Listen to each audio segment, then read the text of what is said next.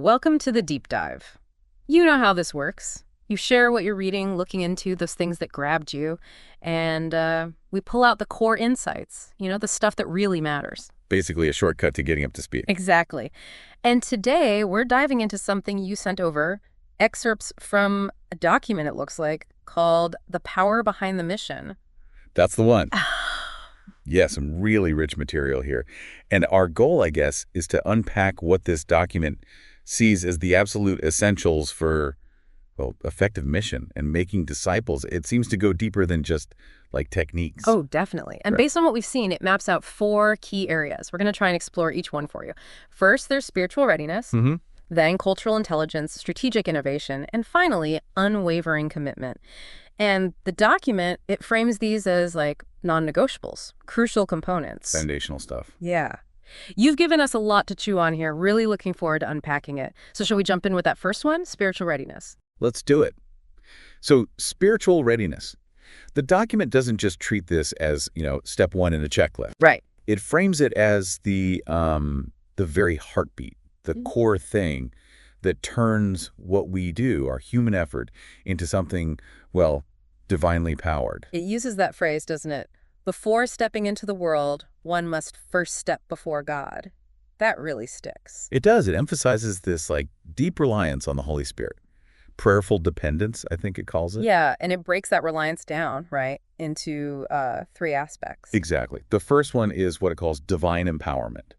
The idea being that prayer isn't just asking for stuff, it's plugging the mission into God's power, something that goes way beyond what we can manage on our own. It transcends our limits, basically, so it's not just good plans. No, it's about the Spirit actually empowering the action in ways we couldn't engineer. Okay. And the second aspect? Spiritual intimacy. So this isn't just like saying prayers. It's about consistent connection, building that close relationship with God. And why does that matter for the mission, according to this? Well, the document suggests it aligns our hearts with His purposes. It gives us that broader perspective, helps us see beyond our own, limited view. Like getting the bigger picture. Makes sense. And the third part? Guided action. So this reliance on the Spirit isn't passive. It actively directs our steps. It turns uncertainty into purposeful action, like having a divine guide. Okay, so empowerment, intimacy, guidance. And the document brings up the early church as an example of this, right? Yeah, absolutely. It points to their, explosive growth. It says it wasn't just smart planning or great speeches. It was supernatural. That's the word it uses. Miracles, healings, this bold faith. It was tangible. The Spirit was visibly at work. And it wasn't just individuals. It was community transformation. Ordinary people becoming powerful witnesses. That's what fueled the revival, it argues. So the takeaway from the early church example is what? That divine orchestration is paramount. Our skills matter, sure, but the real power, the real agent of change, is God's empowering presence. That's the legacy. It's quite a perspective shift. And this leads into the idea of revival itself. Right, and it frames revival not as like a new tactic we deploy, but as an internal awakening, something born from surrender and bold faith. A shift inside us first. Exactly, heart transformation, yielding to God in prayer. Yeah. That opens the door. And then that bold faith part? Yeah, it describes it as like unashamed, unapologetic, a faith that challenges the way things are and expects God to intervene. Okay, but how does this become practical? How do we, foster this? Good question. The document talks about cultivating prayer, obviously nurturing that personal relationship, but also fostering a shared, bold, Spirit-led vision within the community. So it's theory and practice, understanding the theology, but also like living it out. Precisely. It needs both, the understanding and the discipline, the action. And it gives practical examples. It does. Things like reflective practice prayer, scripture study, intercession, treating them like vital training. Then community engagement, collective prayer, relying on the Spirit together, creating an environment where revival is, well, more likely. And specific actions. Yeah, implementing dedicated prayer times, retreats, maybe accountability groups, things that intentionally build that spiritual muscle. So wrapping up this first section on spiritual readiness, the core idea is that the power comes from a heart prepared to meet God, shifting focus from our limits to His power. That's a great summary. It's about starting with that divine connection. Okay, ready for the next pillar? Cultural intelligence. Yeah, let's move there. This feels incredibly relevant today. Totally. The document stresses it's more than just language. It's about engaging hearts traditions, worldviews, blending truth with real sensitivity. But without watering down the truth, right? That's the tricky part. Exactly. Adaptation, yes, but fidelity to Scripture. It's a balancing act. And it uses Paul again as an example. It does. His whole all things to all people thing, how he adapted his message, connecting with Jewish heritage, Greek philosophy, Roman law. He understood the dynamics. Deeply. He got their cultural and spiritual context. And the document talks about barriers, too. Historical wounds, government rules, ingrained beliefs. And the need to understand and navigate those. Yeah. But again, respectfully. Right. Through dialogue, not by compromising the core message. It seems to really emphasize relationships. Absolutely. True cultural intelligence, it says, flows from building authentic relationships. Genuine care, respect for identity. That builds trust. And trust opens doors. Precisely. Which translates practically into needing to be continuous learners, always adapting. So what are the actionable insights from Paul's example here? Okay, three main things. First, invest in cultural learning, deep engagement. Languages, traditions, worldviews, learn customs, participate, work with insiders. Right. Don't just be an observer. Second, tailor the message thoughtfully. Adapts the presentation. Recognize one size doesn't fit all. What resonates in one culture might fall flat, or worse, offend in another. Makes sense. And the third? Cultivate authentic relationships. Build those bridges of trust. Sincere conversations, respect for different views. Then the gospel becomes a shared journey, not something imposed. That's powerful. And it mentions broader implications, too, beyond just mission work. Yeah, like fostering intercultural dialogue generally. Mutual learning, challenging our own assumptions. It leads to a richer understanding of truth for everyone involved. And potentially greater global unity in the church. Reflecting that early church diversity. Respecting differences while engaging authentically. Which ultimately leads to more lasting impact. Exactly. Culturally sensitive evangelism resonates deeper, it argues, and leads to more sustainable transformation. So cultural intelligence, it's an art and a science, balancing eternal truths with engaging diverse, evolving cultures. Perfectly put. Aiming for a community united in truth and love.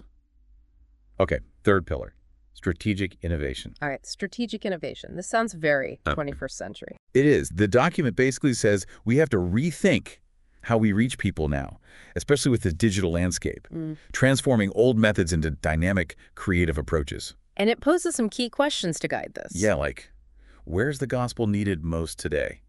Remote places, sure, but also urban centers, digital spaces. Right. How can technology, media, modern comms, how can they amplify the message? And what are the barriers? Censorship, language, the digital divide, and how do we get around them creatively? And it explicitly calls the internet a vast mission field.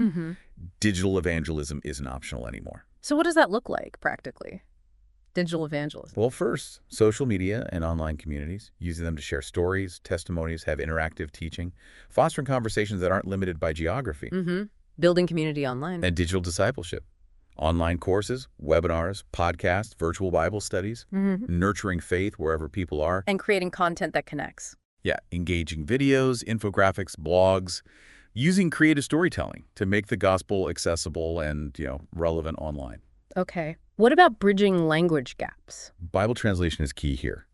The document talks about accelerating efforts using advanced software and digital tools, getting God's word into people's heart language faster. And using multimedia. Exactly. Audio Bibles, mobile apps, interactive platforms, giving people different ways to engage with Scripture, especially if literacy or access is an issue. This sounds great, but what about places where open mission is difficult or dangerous? Yeah, that's where creative access strategies come in. The document mentions incarnational living people going as professionals, like teachers or engineers, and integrating their faith into everyday life and work. Subtle, but potentially powerful. And building those cultural bridges. Again, engaging locally, learning language, building relationships for deeper conversations. And using tech discreetly. Yeah, encrypted communication, maybe coded messages, to share safely when needed. But it stresses that the message doesn't change, right? Absolutely. That's a constant refrain. Methods evolve. The message endures. So for people doing this today, what are the actionable steps? Invest in digital literacy. Keep skills updated. Cultivate cross-cultural confidence, understand diverse norms, and collaborate work with tech experts, linguists, local cultural insiders. It's about being adaptable and multi-skilled. Definitely. So strategic innovation is really about reimagining how the gospel moves, globally and digitally. proving the message's power endures even as methods change. Okay, that covers innovation, which brings us to the final area, unwavering commitment. Right, and this one feels like it ties everything together. It's the staying power. Yeah, the document frames it as more than just initial excitement. It's a lifelong journey. Requires sacrifice, perseverance, focusing on nurturing faith long term. It's described as a holistic approach, extending way beyond just getting someone to say a prayer. And what are the key parts of that holistic approach? First, prioritizing discipleship over mere conversion. Cultivating that enduring relationship with Christ. Nurturing, equipping believers to mature and then lead others themselves. It's about depth. Okay. Word out? Inclusive participation. Recognizing everyone has a role. Direct service, yes, but also support, prayer, mentoring.